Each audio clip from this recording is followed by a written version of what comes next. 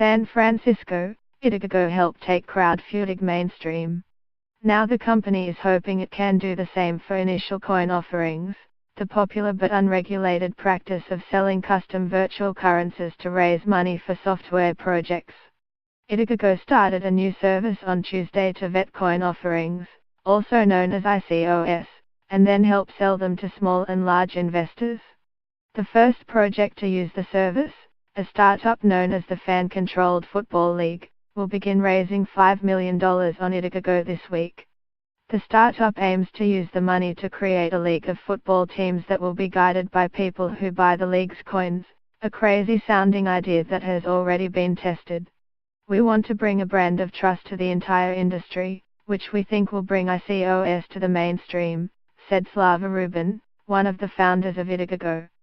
Smaller crowdfunding platforms like Republic and AngelList have started their own efforts to legitimize coin offerings.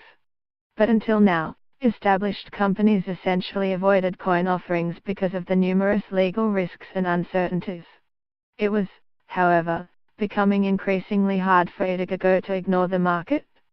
Programmers, entrepreneurs and scammers have raised over $3.5 billion through coin offerings this year, according to CoinDesk, after rising out of almost nowhere. That is more than the best-known company in crowdfunding, Kickstarter, has helped companies raise in its entire 8-year history.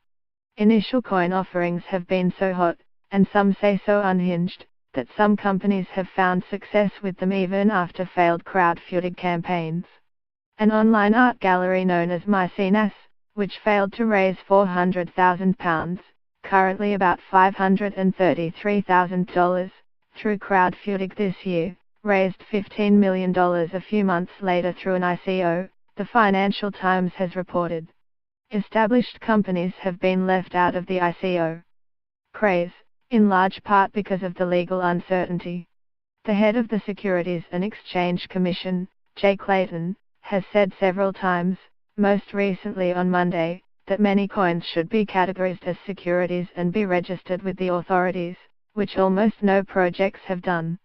The agency has recently cracked down on a number of projects that aren't legally compliant. Indiegogo will help coin offerings follow the law by registering them as securities in most cases. This approach puts many restrictions on investors and on projects. Small investors will be allowed to invest about $10,000 in most projects, and companies will be able to raise no more than $1 million from these investors, because of restrictions put in place by the 2012 Jobs Act. That is a tiny amount compared with the tens of millions of dollars that many coin offerings have raised this year. Projects going through Indiegogo will be able to raise more money from sophisticated investors. But these investors will also face limitations, such as lock-up periods, before they begin selling their tokens to others. These restrictions could make the new service unattractive.